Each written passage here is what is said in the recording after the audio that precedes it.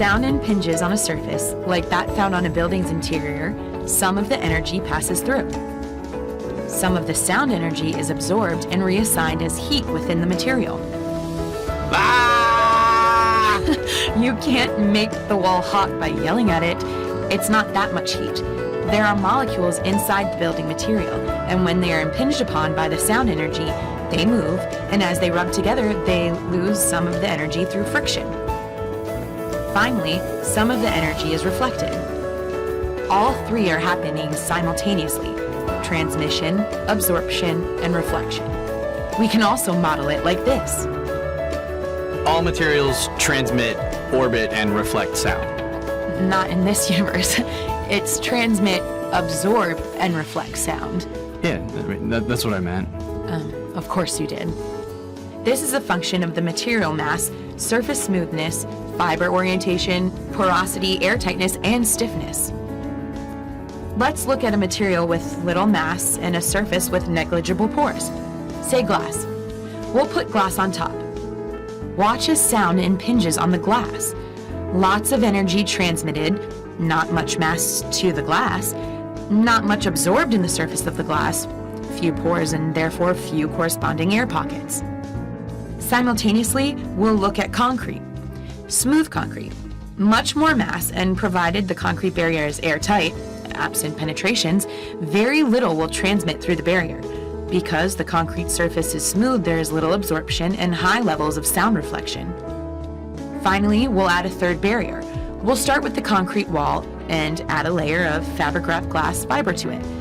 The mass of the concrete restricts the sound energy transmitting through, but the pores in the glass fiber absorb a good deal of the sound, so that relatively little is transmitted and relatively little is reflected. Which one is best? Well, it depends. Generally, we have little use for barriers that allow sound to travel into a building or through buildings, so usually less sound transmission is a worthwhile goal. But the proportion of sound that is reflected relative to the proportion that is absorbed, that decision is the subject of the next series of animations.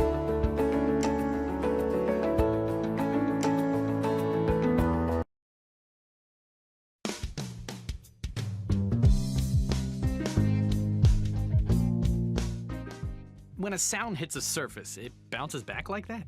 It's like billiards. The angle of reflection equals the angle of incidence. This is termed a specular reflection. At least that models what happens when a sound ray hits a reflective surface that is smooth. When the surface is craggy, like if it has bumps or angles or ridges, or pyramids or convex curves, some of the sound diffuses or scatters. And if the surface is much smaller than the wavelength? Low frequencies don't diffuse on small bumps.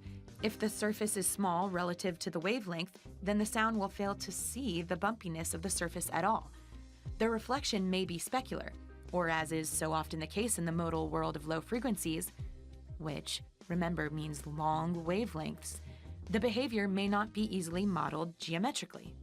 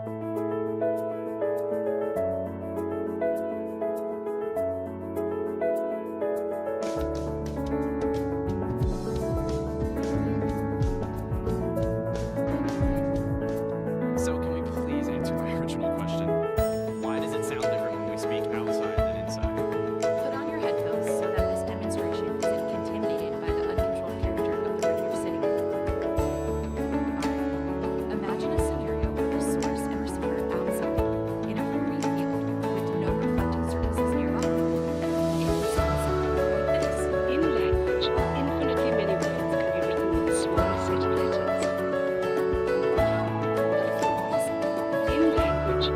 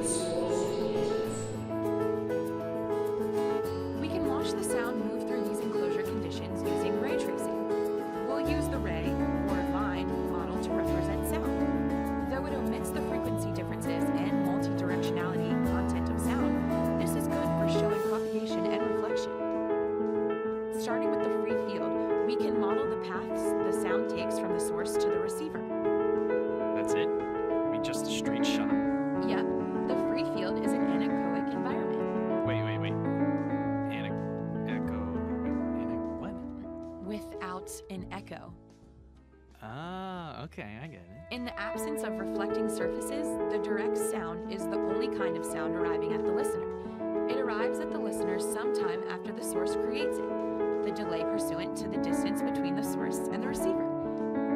And with a single surface added, say the ground plane in an outdoor environment, we see the direct sound followed by the reflected sound off the plane. Adding a second reflective surface, we see the direct sound followed by reflections off the floor and wall. They've arrived later than the direct sound because they've traveled farther. Right, because the shortest distance between 2 points is a straight line. Right. So the reflected sound arrives later than the direct sound. Also, some of the sound energy has been lost to the surfaces, sound transmission through the material, and sound absorption in the material. So the reflected sounds not only arrive later, but deeper. The sound has undergone the twin phenomenon of time and attenuation. In this case, we've chosen smooth concrete as our simulated surfaces, so only a tiny portion of the sound impinging on those two surfaces is either lost to transmission or absorption. Almost everything then is reflected. Yeah, 98%. So 2 surfaces against 2 reflections. We've only looked at one of those reflections called the first order reflections. There are reflection paths that include more than one surface. Let's look at the second order reflection. That arrives later than the first order reflections because it's traveled farther, and is weaker than the first order reflections because it's hit 2 surfaces instead of 1. In this case, yes. On average, higher order reflections are weaker and arrive later than first order reflections. When taken in aggregate, this is how indoor sound lingers for just a bit. Just enough that you can sense it, then fades. In some rooms, it lingers longer than just a bit. I wanted to see how complicated it gets with total enclosure. It's complicated, but not very complex. If you can follow the concept behind the partially enclosed room, you can follow the concept behind the fully enclosed room. There are just orders of magnitude more paths for sound to take and still arrive at the receiver loud enough to be audible. We can start with the first order reflections. Then, higher multi-order reflections until the sound level of the reflections, weakened by successive impacts on the surfaces that absorb sound, is either below the noise floor in the room or below the threshold of hearing altogether.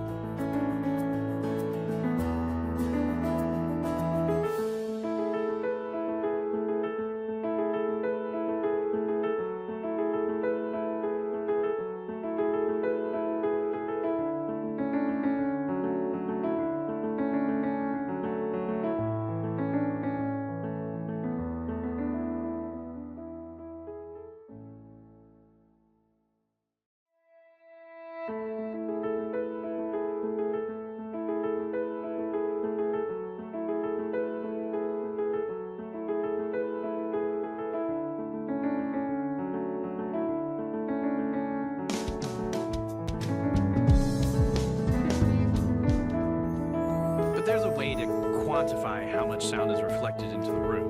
Yes, we use a metric called the absorption coefficient and denoted with the Greek lowercase letter alpha. The absorption coefficient is one of those measurements that ranges between 0 and 1. 1 means that no sound energy is reflected. Everything is either absorbed or transmitted. An open exterior window has an absorption coefficient and alpha of 1 because none of that sound that impinges on the open window plane returns to the room. Then a 0 means 100% of the sound is reflected. What is an example of building material with an absorption coefficient of 0? Reaching a point where absolutely nothing is either absorbed or transmitted is impossible, but we come close with our smooth concrete example here. The absorption coefficient of smooth concrete is 0.02. 2% of the sound energy is transmitted or absorbed. So 98% of the sound energy is reflected. That's a lot. Yep, and when we apply our fabric-wrapped glass fiber and we mount it on the furring with the airspace behind it, the absorption coefficient is about, well, you guess. 0.95? That's about right, though that would be on the high end of the range. So only 5% of the sound energy is reflected. An effective absorber will have a sound absorption coefficient greater than 0.75, so more than 3/4 of the arriving sound is absorbed or transmitted, taken out of the room. An effective reflector will generally have a sound absorption coefficient of less than 0.20, so at least 80% of the arriving sound is reflected. Remember that the proportion that is transmitted, reflected, and absorbed varies across the frequency spectrum. So the numbers we've been using here are shortcuts. In reality, a material will have a different sound absorption coefficient value at each octave band. But there is a single number available, something that describes the performance across the spectrum. There's almost always a single number available to summarize performance across frequencies. In this case, it's called the noise reduction coefficient, or NRC. It is calculated by simply taking the average absorption coefficient across 4 mid-frequency octave bands. And, as with almost all the single number metrics, it fails to be useful and can be downright misleading. In the presence of the low frequency noises associated with mechanical noise, electric amplification, and even unamplified music performance, many materials, sound reflective in the middle frequencies, absorb sound in the low frequencies. So when do we use more sound-absorbing material? We add sound-absorbing material if we have excessive reverberance, especially for speech intelligibility reasons.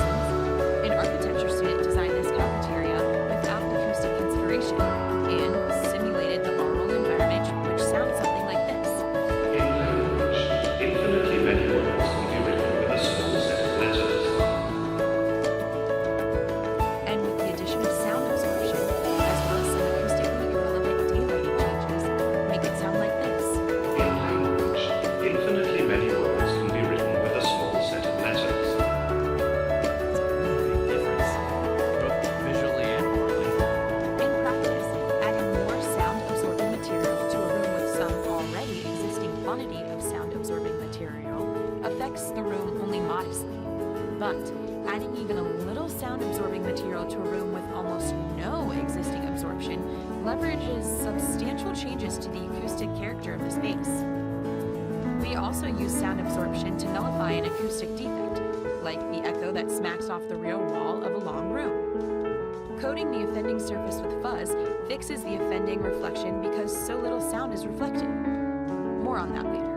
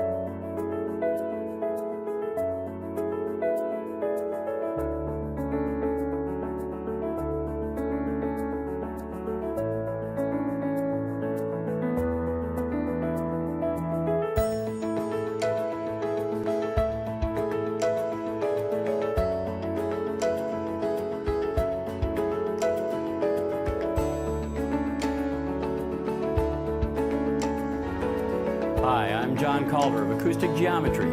We talk with thousands of people about acoustic panels, and they all ask us what and where. So what are acoustic panels?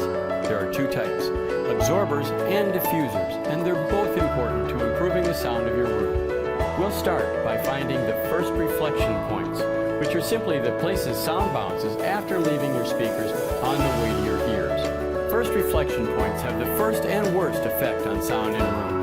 I'll use my Nerf gun to find the first reflection point on this wall. Of course, you may not want to find your first reflection points like this. So here's an easier way. Get a handheld mirror and an assistant. Slide the mirror along the wall until your assistant sees the speaker's tweeter. Mark that spot with painter's tape, then repeat on the other side. Now you've marked your first reflection points on the walls. Which panels go there? Lots of people put absorber panels in their first reflection points, and that's okay. But a better option is to use our medium curved diffusers in those pesky first reflection points. It'll make your stereo soundstage wider and more focused because our diffusers are phase coherent. Flat surface reflections happen on all four walls, so let's place one small curved diffuser on the back wall and one on the front wall. We've mounted the front wall diffuser horizontally because sound moves in 3 dimensions and it fits with the TV. Because corners make sound bounces worse, we'll use a fabric-wrapped absorber panel in each corner. 2 in front reduce side-to-side reflections, and 2 in back reduce front-to-back reflections. That's it for the basics. These 8 acoustic panels will definitely improve the sound of your room and might be all you need. All rooms are different, and your room may need more sound control, so let's look at the next group of treatments. The ceiling is a big flat surface area and should be treated. Ceiling absorber panels are called clouds. 2 are placed at the ceiling first reflection points and 2 over your seating area. Or you could use our silk metal absorber tiles if you have a drop-in ceiling grid. These are cutting-edge microperf technology. We're also adding a fabric-wrapped absorber panel in each corner, further reducing corner sound problems. And we'll add one more medium curved diffuser on each side, at right angles to your seating position, which is where the most annoying flutter echoes occur. And that completes our first 2 groups of acoustic treatments. There's one more group of improvements if needed. Place a horizontally mounted small curved diffuser between each of the 2 sets of sidewall medium curves. And place our curved corner traps in any 2 of your corners. You can also add 2 to 4 more clouds. As you can see, you don't need to treat every square foot to have great acoustics. Remember, your panels and layout will depend on the size and shape of your room, as well as windows and doors.